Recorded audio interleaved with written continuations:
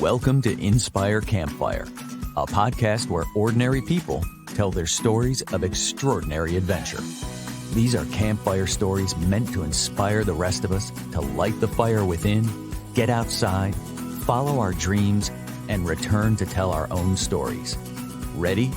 Let's strike the match.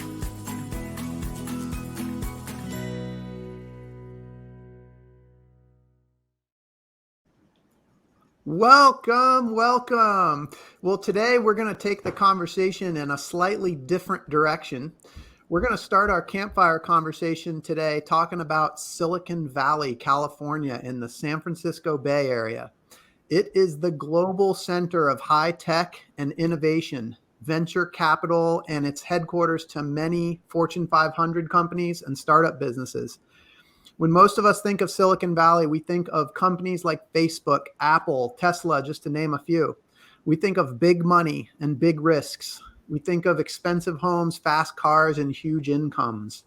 For many high-achieving business people, Silicon Valley represents a place where risk and reward can pay off to the highest possible levels of so-called success. Or so we thought. Our guest today is Toby Tobkin. Toby has a fascinating story to tell us about his call to success in Silicon Valley and what unfolded for him in the years he spent working there in the world of startups. Interestingly, after putting his time in, Toby was called back to the wilderness. He and I actually met at a Knowles outdoor leadership education class. And for Toby, Silicon Valley was not all it was cracked up to be, and nature has called him back. So I can't wait for him to share his story with you. Toby, I want to welcome you to the campfire. Yeah, sure. Thanks for having me. Yeah, absolutely. Toby, so let's just jump right in. Can you kind of just give us an overview of Silicon Valley and what you were doing there? Yeah, definitely. And, perhaps it ties in well for your audience because, interestingly, one of the things that made me end up staying in Silicon Valley was the natural amenities there. I think, as you said in your intro, I think a lot of people think about Silicon Valley in terms of its business culture, and maybe the major economic events that have happened there in past 50 years of our history or so. But in fact, it's one of the best outdoor meccas in the United States, and it's got some of the most unique landscapes and ecological features. In the country, or arguably even in the world. People really come there from everywhere to visit, to hike, to camp, to mountain bike. But yeah, I mean, I went over there first in a pretty typical story, but a pretty atypical for an American story, which is, I was an economic migrant. I grew up in Central Florida, and in the 1990s, 2000s, I graduated university in 2013. Okay. And at the time, I had been, I had recently graduated, gotten my first job as a software engineer, and I was able to hold down the mighty pay rate of $15 per hour. This was the best job I could find in Orlando. Nice. At the time. For people that were perhaps more skilled, more naturally talented than me, or harder working, many of them found better things. But for my particular situation, that's what I found. And of course, this is maybe not quite enough to get yourself into the middle class of America.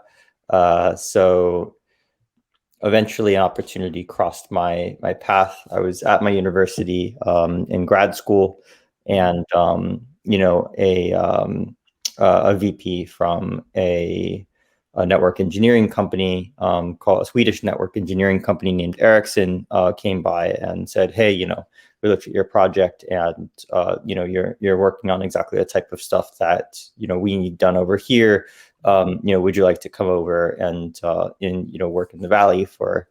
He offered me some like 6-figure salary for like an internship, and I was like, "Well, of course." So Yeah, I'm like, I don't know. I don't really know what this is. I've never, he told me he was in San Jose, California. And quite frankly, like I was kind of not a very worldly person Yeah. growing up. And so I had actually not really even ever looked at a picture of California or really what was in it. So I kind of just said, I just told him yes, and took his interview, and then walked into my job in Florida and just quit. The next day, my boss was incredibly pissed off, and drove cross country to start my career in the Valley. There's a hero's journey right there, driving across country. This country is a beautiful place. You probably saw a lot of beautiful scenery on that drive itself. I think, yeah, at the time, I'd never done anything ambitious travel wise. And so, taking this cross country trip when I was like, whatever, 20 or something, um, it was probably the most exciting thing I'd done in my life to that time. I think that actually, on that trip was like the first time that I saw that there was a lot to be gained from, exploring what we've got outdoors, or even just kind of exploring in general. I think that, anywhere you go in the world, you visit, right? Like you learn about culture, you learn about like how people live. It's all very kind of, directly tied to the geographies they live in and the environment they live in. And so, traveling through these crazy places like the Mojave Desert and, going through, I'd never been to Las Vegas before, but I went there, met a bunch of people there. And then finally, of course, like living in California, it's very, very different from Florida. I think it kind of opened my mind to see that, there was a lot more out there. I can fully relate, Toby. When I first graduated from college, the first thing I did before starting my work career was my wife and I did a cross country trip across United States. We started in Pennsylvania and went all the way across to Seattle, and then down the Pacific Coast Highway, and then meandered back. And I mean, that trip was what kind of sparked my love for the wilderness and just being outside in the exploration. So completely relate. You mentioned the word economic, or the phrase economic migrant. Can you explain what that means? Yeah, I mean, definitely. So, I think that if you really look at, I guess like the way that I would relate it the most, here in the United States is, I think that a lot of people grow up and say, hey, I'm going to make it by, moving to New York City and landing my big job. And I actually think there's a lot of truth in that. And I think that the statistics around, quote unquote, making it, and, gaining access to, work and pay that is higher up on, whatever our American version of the class system is, like that's kind of true. You can physically relocate, and those opportunities become much more accessible. Not saying it's easy, but that's kind of the nature of immigration. It's kind of, it has some challenges. So I was, that was kind of the motivating factor for me. I think that if there wasn't like an underlying pain, right? I'm just like any other animal, organism that was born anytime in the history of life. Right. I move if there's pain or anxiety, and at $15 an hour and lots of rising rents and such, and seeing a very long future ahead of me, that created some pain and anxiety to go and seek some better opportunities. Most people in the Valley, the vast majority, at least that I worked with, are international. So actually, people from around the world really, I would say, especially like, you go to a place like India or China, many people really aspire to be able to immigrate to the valley where they can get the highest pay in the world. They can, they can advance their careers in ways they can't in, their own countries. They can live in America, which, to many people really kind of represents like the forefront of the world. People may have their own opinions on this, especially depending on, what country you're in or what your politics are. But, there is definitely a subset of people that see things that way. So I'm kind of, one of these people in this category that, just like, a lot of foreigners, I was, willing to kind of pick up my life and go. It's not as common with Americans because, the gap in what you have or have not is not as large as if you're coming from, someplace like India, right? Sure.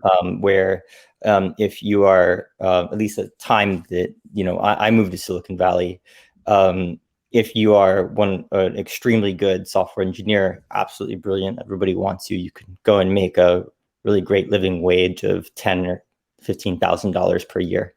And so, there's obviously a lot more incentive there than if you are making, comfortably $40,000 per year in Orlando. At the time I was there, your life is actually at the time, say in 2013, 40 grand a year would be a very comfortable life in Orlando.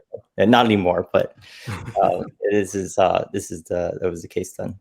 Yeah, no, I mean, that's amazing. Okay. So you're an economic migrant, like many others in Silicon Valley. And it sounds like those who go to Silicon Valley are essentially seeking opportunity, and specifically financial opportunity. So you got there. So what happened when you got there? I mean, when I got there, I think that ties in well with our conversation, which is that, I think that initially, like my first, I ended up spending a lot of my time from 2014 till present, back and forth in the Valley, including until today. Yeah.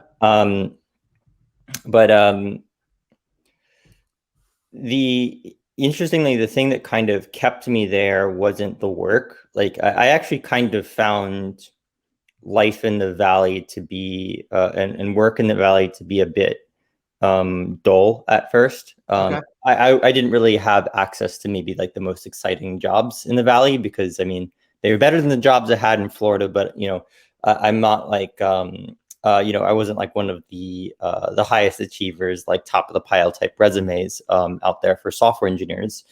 But what really kind of captivated me was like the Northern California climate, which was very different from Florida.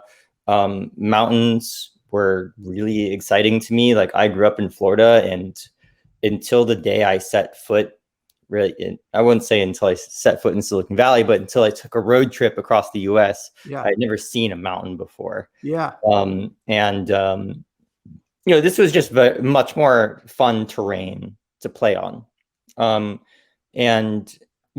never really gotten to experience like the redwood forests or like the really crazy sweeping ocean views, or really just overall get to kind of take in like what kind of moment and presence that type of beautiful environment can put you in. So it really gave me kind of a set of emotions and how should I say mindfulness that I hadn't really ever experienced in Florida, where not to say it doesn't exist, but I think it's mostly for like water going people. We have really excellent outdoor activities if you're into fishing or diving and things, but I'm very terrestrial. So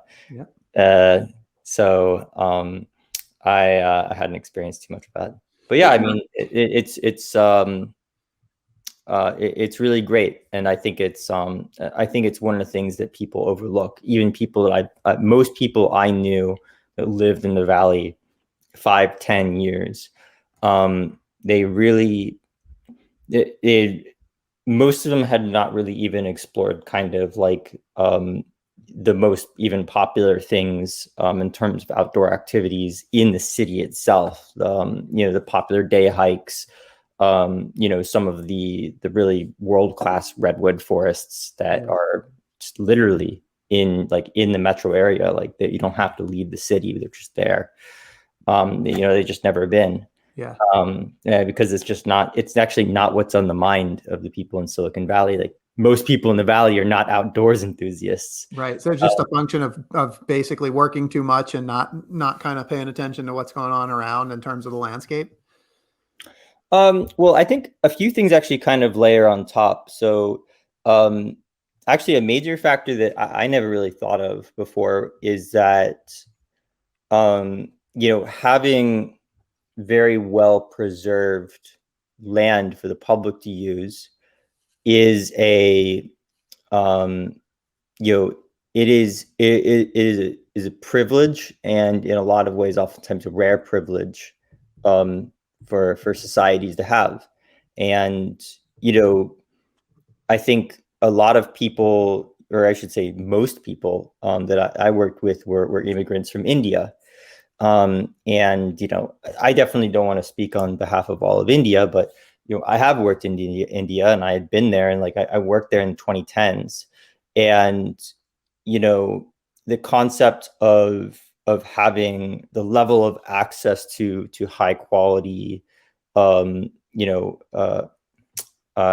recreation doesn't quite exist in a lot of the country in the same way, because it takes a lot of organization. It takes a lot of funding. It takes a lot of social cohesion to preserve the environment, and then on top of that to go and make the environment accessible to everybody publicly in a way that is sane. Outdoor land management is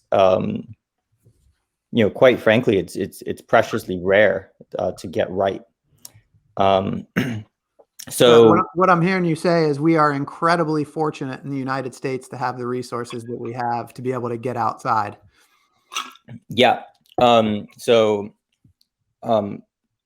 Yeah, and certainly I definitely feel the need to call this out, especially as, say, our national parks are not getting enough funding. It's like the reason why we have these these amazing gifts are kind of just quirks of our recent history, that there were random people like John Muir that were crazy enough to get the attention of our US presidents and persuade them to come look at the parks and protect them.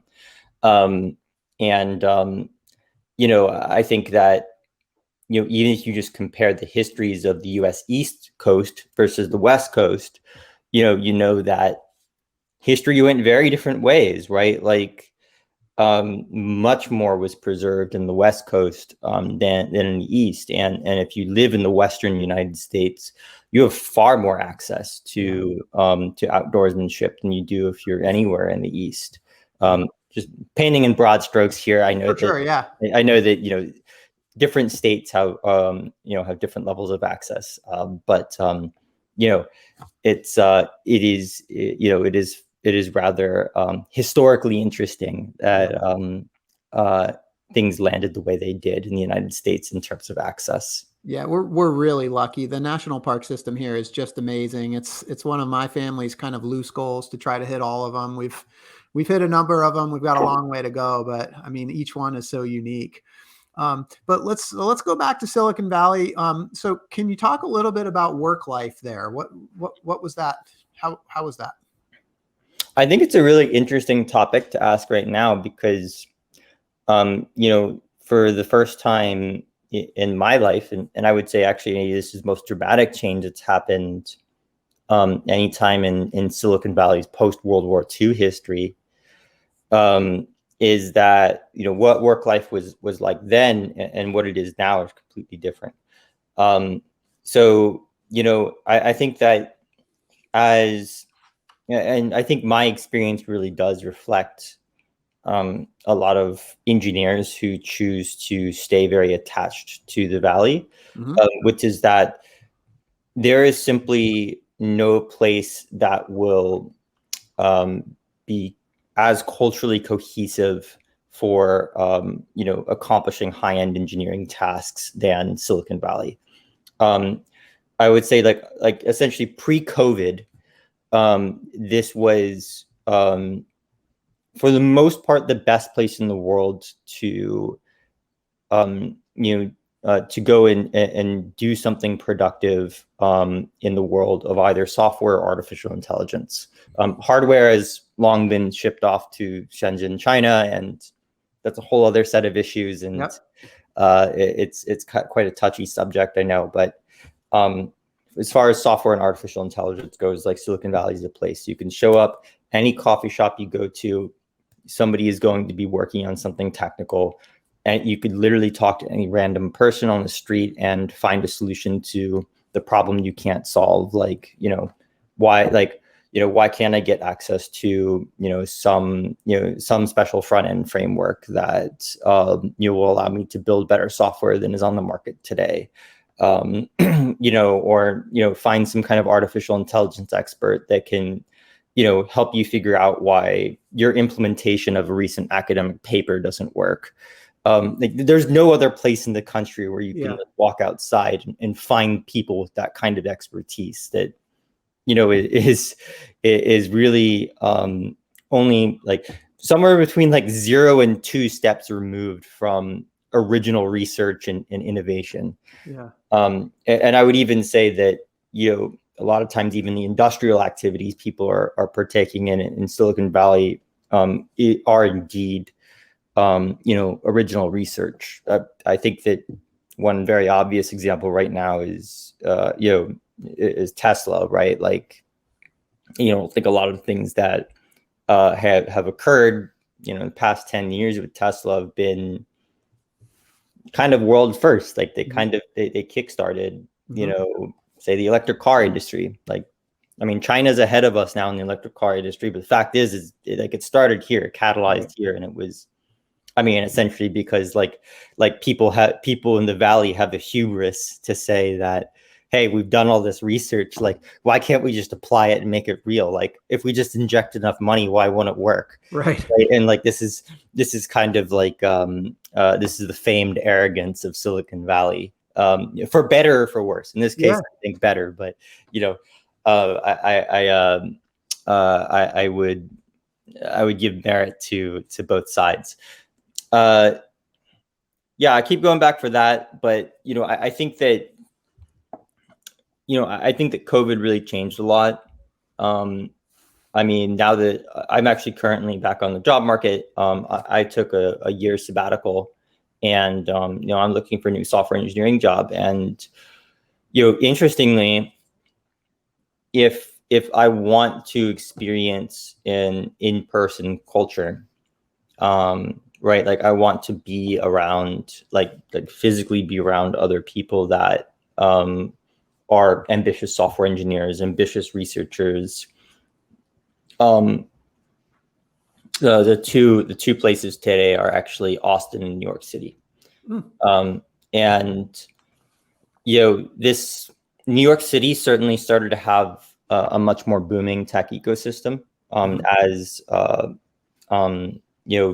mid 2010s, and I worked for 2 years in New York City and actually found it to be a really amazing experience from an engineering, like as an engineer, which at least at the time, this was not the stereotype. People did not think about going to New York City to have a really vibrant engineering career. And Austin is just new, right? Like this is actually, this really kind of blindsided me. Like every city in the world was trying to be like the next Silicon Valley, but really truly like everybody, like a significant proportion of my most talented friends have moved to Austin for the technology culture. I think that one, like the simple reason is just like Silicon Valley has stayed closed, right? It's, whatever your politics are, the San Francisco Bay has been more locked down than almost any jurisdiction in the United States. And, you know, whether or not this will be a permanent change to the culture of Silicon Valley, I don't know. But as of right now, like I've been back to Silicon Valley 5 times since the pandemic started, and you know, none of the culture that I talked about is there. It, like people actually have just left. Yeah, and that contributed largely to one of the reasons why you left. Actually, you know, I mean, yeah, I mean, kind of in a way. You know, I was around the valley when the pandemic started, and I mean, things kind of really shut down. And you know, I simply did an economic calculation of, well, you know, I'm paying like whatever, like $20,000 a year in state taxes to California, so let's go and move to Florida where like I don't have to pay that. Yeah. And you know, with everything closed initially, I think a lot of people made the same calculation as me. Like most people were in a much higher income bracket than me. I think, you know, at the time I was there, probably like a lot of coworkers around me are making $500 million or more a year, and like that's actually a lot of taxes. And you know, Right. California is expensive to live in, and you know, just beyond the taxes, and making $500,000 a year, you may be living a much less luxurious life than somebody making $100,000 a year somewhere else in the U.S.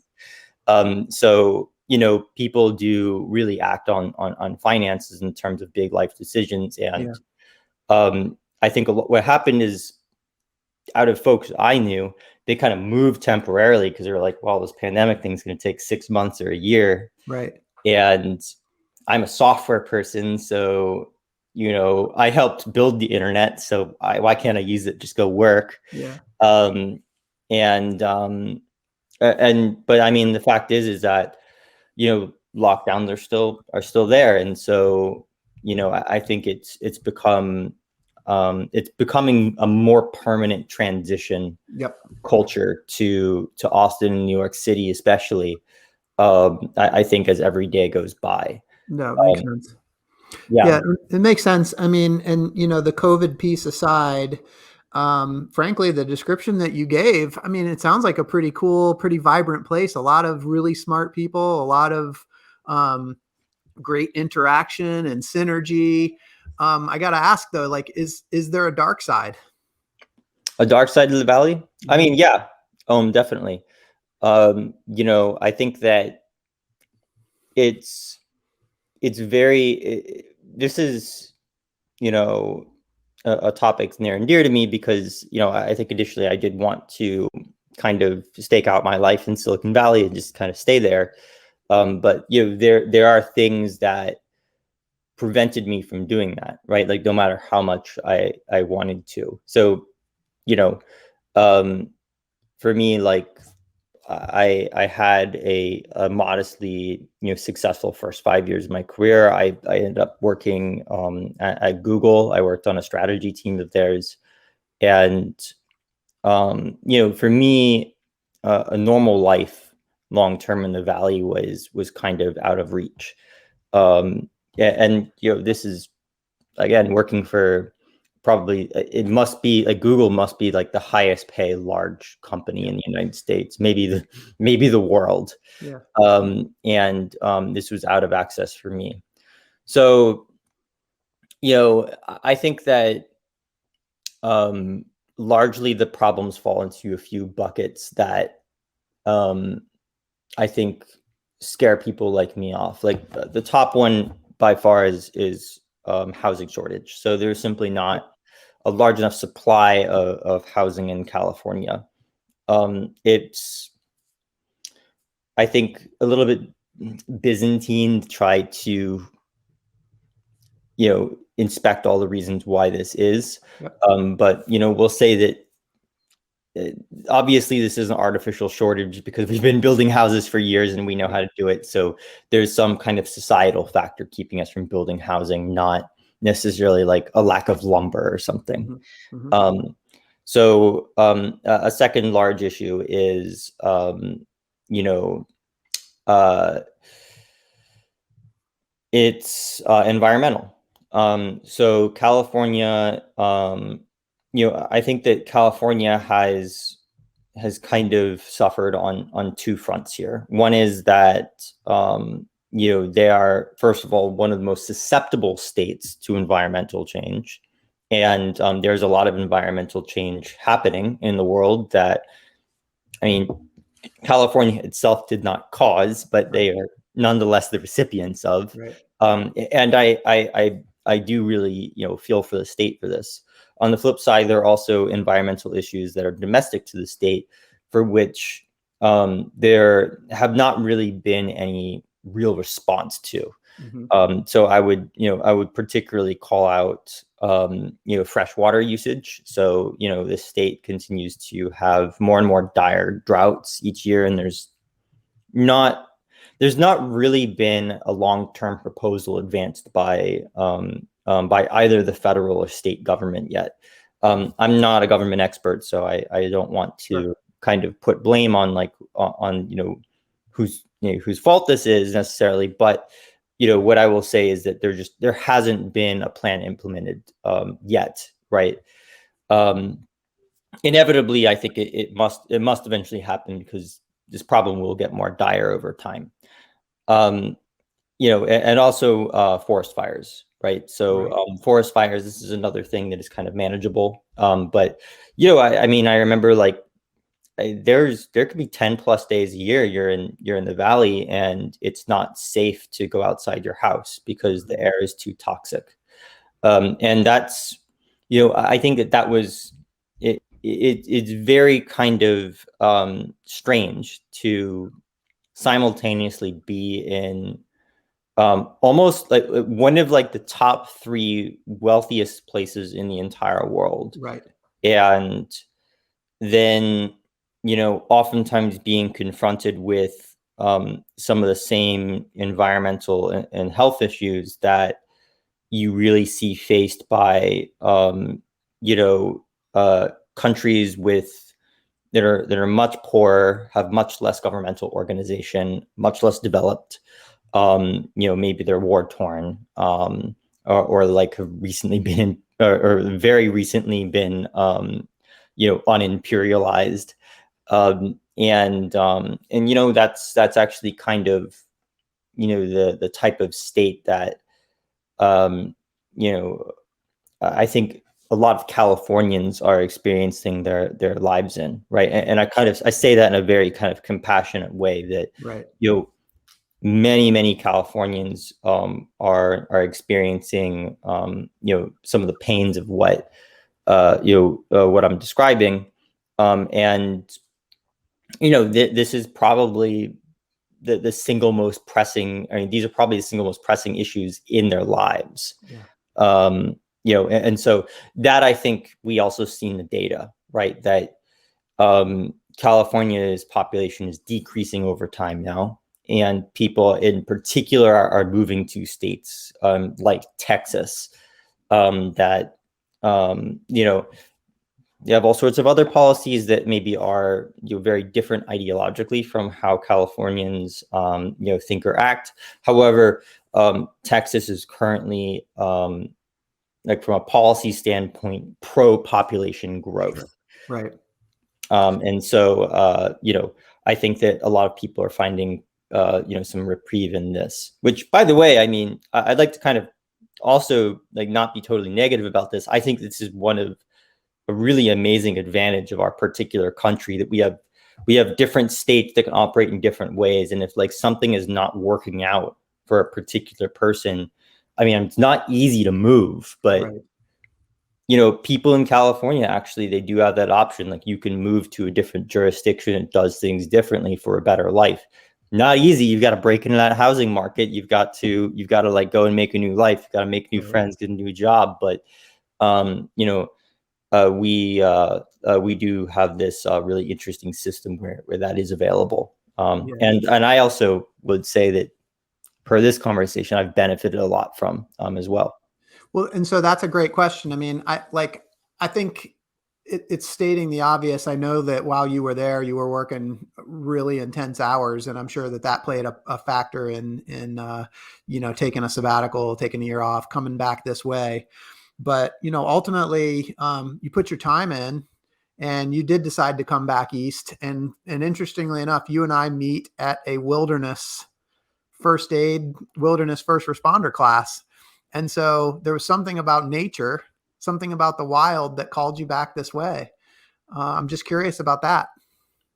Yeah, I mean, I think it ties into the first story I told, which is, I think that I really kind of got a taste of adventure from my economic migration. Yeah. And actually, I think that many people that now I'm friends with and I travel with and do things like backpacking trips with are also economic migrants that got that bug. One of my friends that kind of comes with me everywhere, he's from Chennai, India. And, he really started traveling when he had to come to the US, which is quite a trip.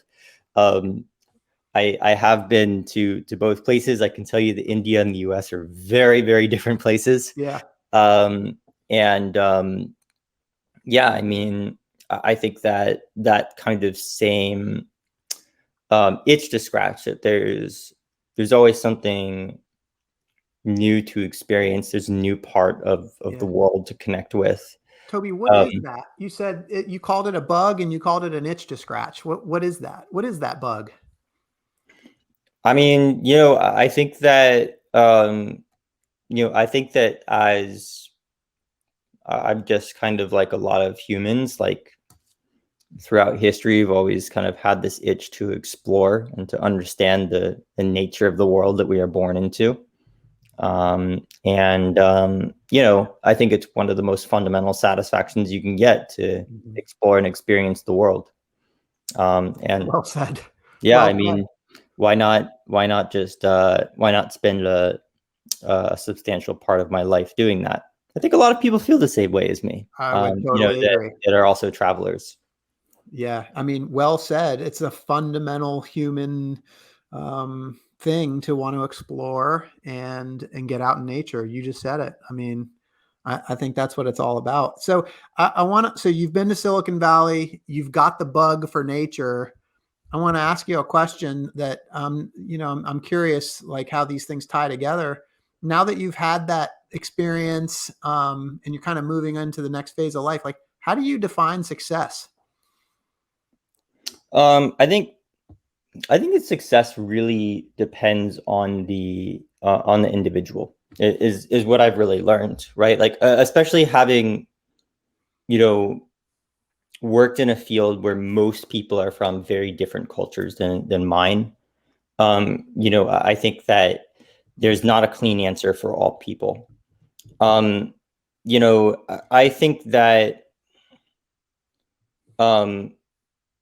I think that it really depends on your individual situation. If I think about 2013 me, right, where I was only making $15 an hour, my definition of success was in a lot of ways monetary. Yep. And I wanted to make be able to make like $100,000 a year for the first time. Yeah. And that's not my definition of success now, but I think that's still a definition of success for a lot of people. And I also wouldn't downplay it, because your experience of life significantly changes. You get over that hump where you're not living paycheck to paycheck and you're building wealth in a stable way.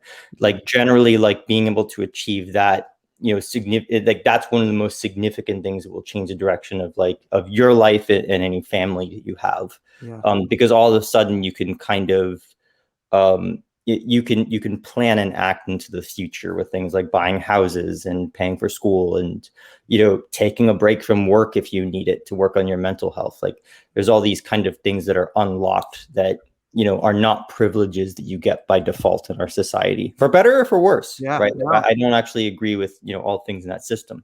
It's magic. So success, definition of success can change over time is what I'm hearing. What does success look like for you today? Maximize my experience. I think that I really kind of view it more as,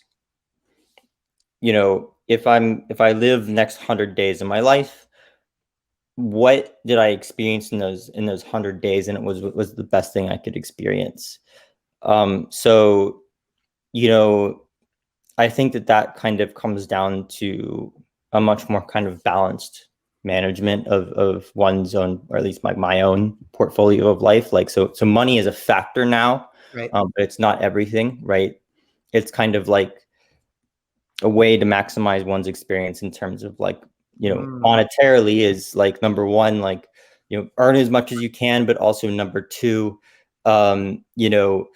reduce your consumption as much as you can, right? Because like that's going to make it go as far as possible. You have to worry as little as possible about it. But then also things like, right, like who's in your social circle? Like, who do you interact with every day? Like, do they fulfill you? I think that's a big question that I ask for myself. Like, am I actually interacting with the people that, that make me feel more whole?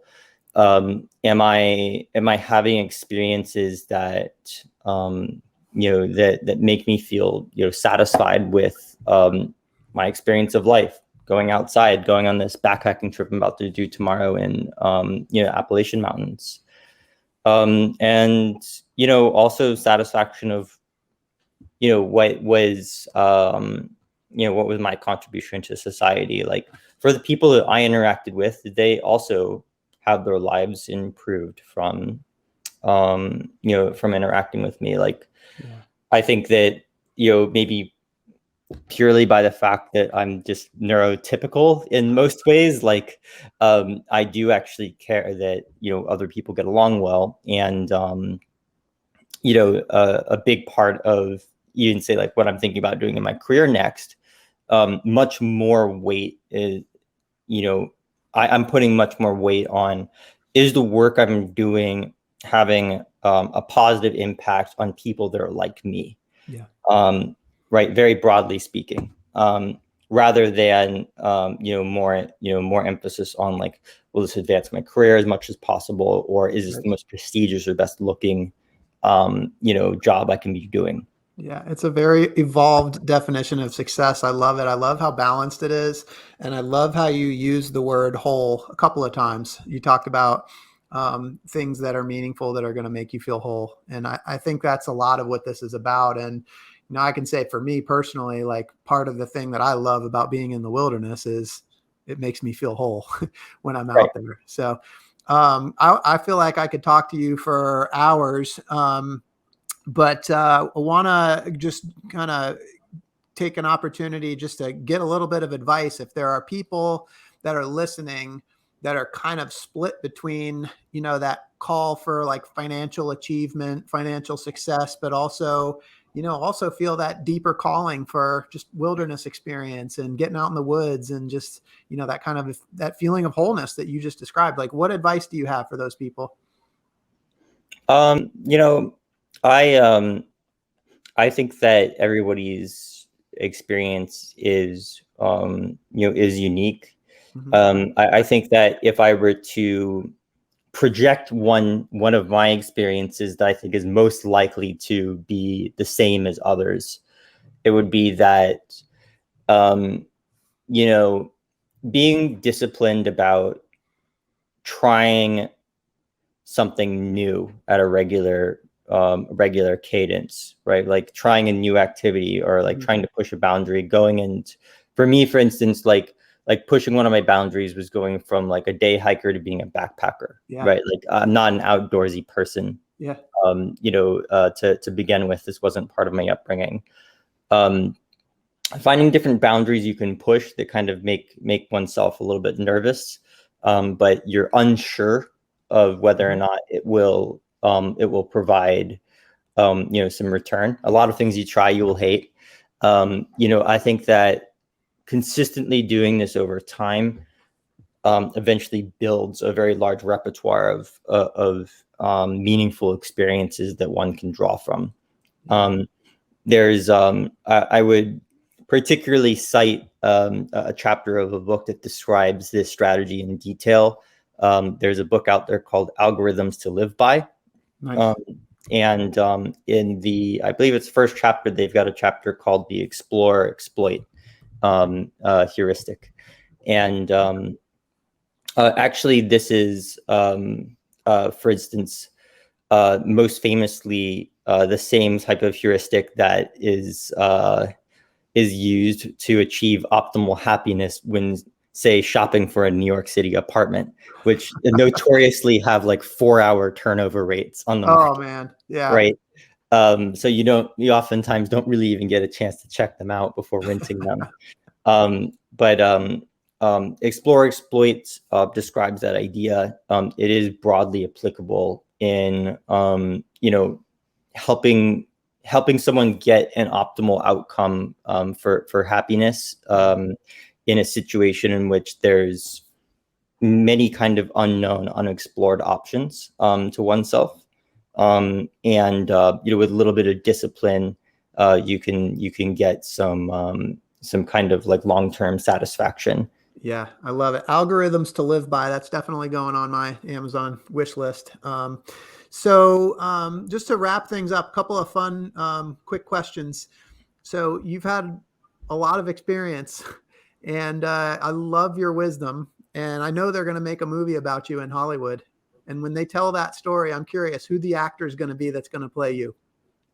I'm definitely going to be a how would you say, a supporting character.